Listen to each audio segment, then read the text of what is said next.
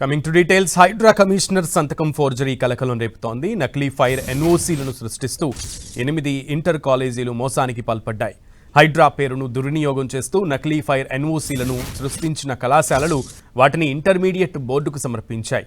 ఈ విషయం గుర్తించిన అధికారులు దీనిపై విచారణ చేపట్టగా హైడ్రా కమిషనర్ రంగనాథ్ సంతకం ఫోర్జరీ చేసినట్లు నిర్ధారించారు.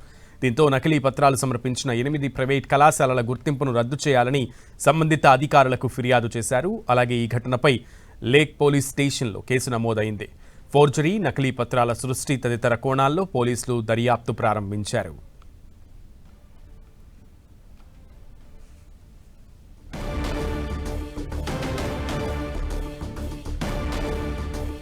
హైడ్రా కమిషనర్ రంగనాథ్ సంతకం ఫోర్జరీ చేశారు. ఫోర్జరీ చేసింది కూడా ఎవరో కాదు, 8 కళాశాలలు ఈ ఫోర్జరీ కేసులో ఇరుక్కున్నటువంటి పరిస్థితి. దీనికి సంబంధించి అటు లేక్ పోలీస్ స్టేషన్లో కేసు నమోదైంది, విచారణ జరుగుతోంది. పూర్తి సమాచారం మా ప్రతినిధి రాముడుని అడిగి తెలుసుకుందాం.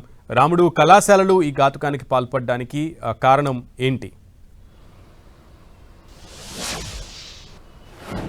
సునీల్, ప్రధానంగా ఇవి అన్ని కమర్షియల్ బిల్డింగ్లలో ఉంటాయి. అదేవిధంగా రెసిడెన్షియల్ తీసుకొని ఆ తర్వాత కమర్షియల్గా మార్చుకొని వాటిని ఆ భవనాల్లో వీళ్ళు కాలేజీలు నడుపుతుంటారు.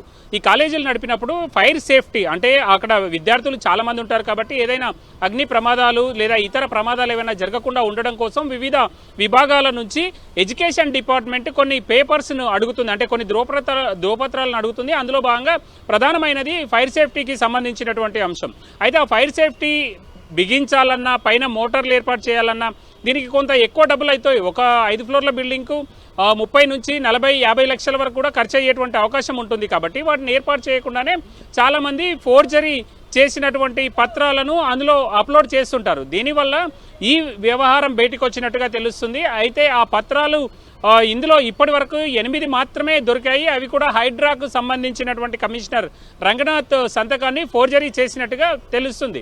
అయితే గతంలో వీళ్ళందరికీ కూడా ఎన్ఓసి జిహెచ్ఎంసీ ఇచ్చేది, కానీ ఆ తర్వాత హైడ్రా, ఆ తర్వాత డిఆర్ఎఫ్, ఆ తర్వాత హైడ్రాగా మారిపోయి అది మొత్తం కూడా సపరేట్ వింగ్గా ఏర్పడింది. అయితే ఆ సందర్భంలో అక్కడ నుంచి వచ్చినటువంటి పత్రాలన్నీ కూడా ఫోర్జరీగా అధికారులు గుర్తించారు. అయితే దీనికి సంబంధించినటువంటి ఇంటర్ బోర్డుకు సంబంధించినటువంటి అధికారులు ఈ అంశాన్ని గుర్తించి ఆ వివరాలను పూర్తిగా హైడ్రాకు తెలియజేశారు. ఈ విధంగా సర్టిఫికేట్లు వచ్చాయి. ఇక్కడ చూస్తే క్షేత్రస్థాయిలో చూస్తేనేమో ఫైర్ సేఫ్టీ లేదు అనేటువంటి అంశాలను గుర్తించినటువంటి ఇంటర్ బోర్డు అధికారులు ఆ అంశాన్ని హైడ్రాకు తెలియజేశారు. ఆ పేపర్లను అన్నింటినీ కూడా క్షుణ్ణంగా పరిశీలించినటువంటి హైడ్రా అధికారులు దానిని ఫిర్యాదు చేయడం జరిగింది. Lake police station, Hussain Sagar lake police స్టేషన్లో ఫిర్యాదు చేశారు. దాంతో వాళ్ళు ఇన్వెస్టిగేట్ చేసుకొని వాటన్నిటి వివరాలు రాబడుతున్నారు. అసలు ఈ కుట్ర ఇప్పుడే జరిగిందా, లేకపోతే గతం నుంచి కూడా ఉందా, లేదా ఒక పర్సన్ ఇవన్నీ కూడా సర్టిఫికేట్స్ ఇలాంటి కాలేజీలకు సప్లై చేస్తున్నారా, ఏమైనా అంటే వాళ్ళు మధ్యవర్తులుగా వ్యవహరిస్తూ ఈ సర్టిఫికేట్లను అందజేస్తున్నారా, వాళ్ళే ఈ కుట్రకు తెరలేపారా, నిజంగా కార్యాలయంలో హైడ్రా కార్యాలయంలో ఈ విధమైనటువంటి పరిస్థితి జరిగిందా, లేదంటే ఇంటర్ బోర్డు అధికారుల ప్రమేయం ఏమైనా ఉందా అనేటువంటి అన్ని అంశాలను కూడా అన్ని కోణాల్లో పోలీసులు ఈ అంశంలో దర్యాప్తు చేపడుతున్నారు. ప్రధానంగా చూస్తే హైదరాబాద్ గ్రేటర్ పరిధిలో వందల సంఖ్యలో కాలేజీలు ఉన్నాయి. అందులో మనం చూస్తే దాదాపు 70 నుంచి 80 కాలేజీల వరకు, అంటే ఇంకా ఫైనల్ ఫిగర్ రావాల్సి ఉంది, 70 నుంచి 80 కాలేజీల వరకు సంబంధించినటువంటి ఫైర్ సేఫ్టీ నామ్స్కు సంబంధించినటువంటి ధ్రువపత్రాలు అనుమానంగా ఉన్నాయి. వాటన్నింటినీ కూడా తనిఖీ చేస్తున్నాం అధికారులు చెప్తున్నారు.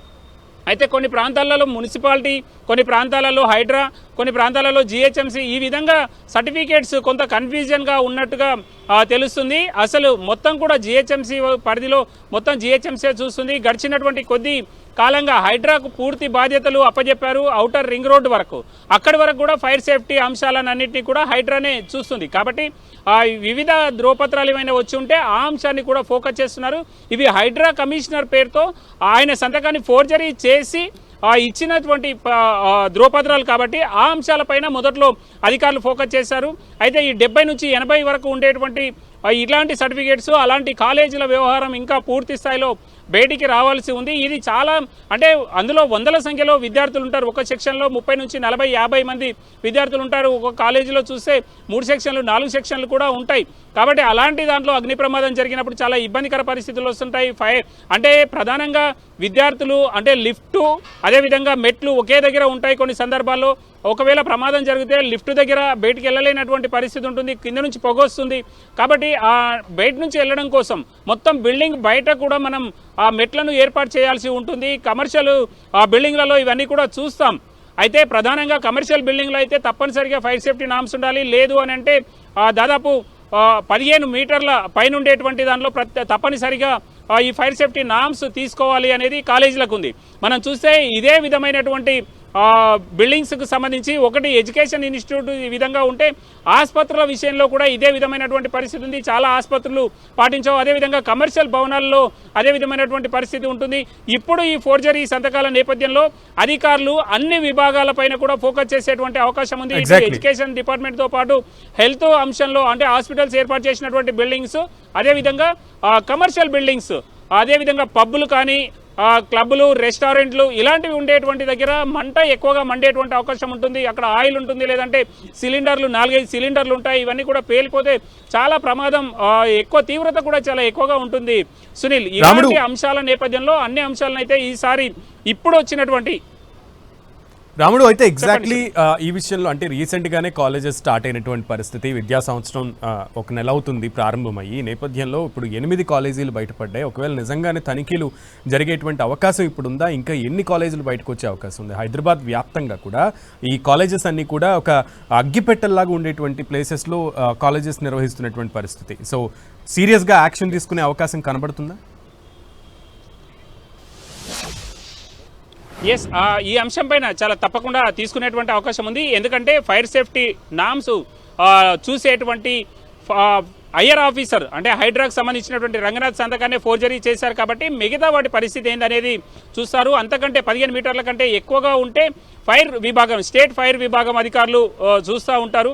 కాబట్టి వీళ్ళిద్దరు కూడా సంయుక్తంగా ఈ అంశం పైన ఫోకస్ చేసేటువంటి అవకాశం ఉంది. ప్రధానంగా ఇప్పుడు వచ్చినటువంటి అంశం కాలేజీలకు సంబంధించినటువంటి అంశం కాబట్టి కాలేజీలపైన ప్రత్యేక శ్రద్ధ పెట్టేటువంటి అవకాశం ఉంది. అంతేకాకుండా ఇవన్నీ కూడా గతంలో జిహెచ్ఎంసీ ఉన్నప్పుడు ఆన్లైన్లో అప్లై చేసుకోవాలి, ఆన్లైన్లోనే సర్టిఫికేట్ మంజూరు అవుతుంది, ఆన్లైన్లో ప్రింట్ తీసుకోవాల్సి ఉంటుంది. కానీ ఇప్పుడు ఏ విధంగా వచ్చారనేటువంటి ఆ ఫామ్స్, ఆ సర్టిఫికేట్స్ ఏ విధంగా ఉన్నాయనేది మాత్రం ఇంకా బయటికి రాలేదు, పోలీస్ దర్యాప్తులో ఉంది. ఆ అంశాలు బయటికి వస్తే నిజంగానే అంటే ఎలాంటివి లేకుండా కేవలం ముద్రలు వేసేసి సంతకాలు ఎవరో ఒకరు సంతకం చేసి ఇచ్చారా, లేకపోతే ఒక బ్రోకర్ ఎవరైనా దీనిలన్నింటినీ క్రియేట్ చేశారా అనేటువంటి అంశాలు రావాల్సినటువంటి అంటే ఈ వివరాలు రావాల్సినటువంటి అవసరం ఉంది సునీల్. అయితే ప్రధానంగా చూసినప్పుడు మాత్రం ఈ కాలేజీల అన్నింటిపైన స్పెషల్గా ఫోకస్ చేసేటువంటి అవకాశం ఉంది. కేవలం ఇంటర్ కాలేజీలే కాదు, డిగ్రీ కాలేజీలు ఉన్నాయి, అదేవిధంగా పాఠశాలలు కూడా మీరు అన్నట్టుగా చాలా ఇరుకుగా ఉండేటువంటి భవనాల్లో ఉన్నాయి.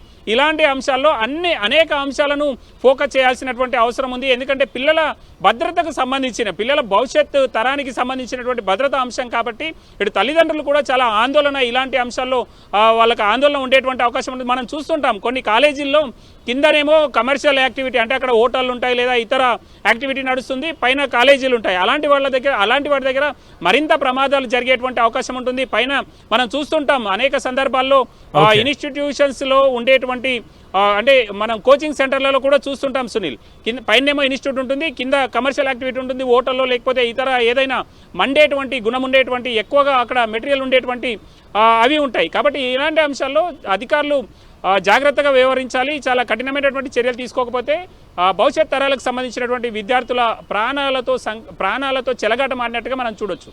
ఓకే రాముడు, థ్యాంక్ యూ.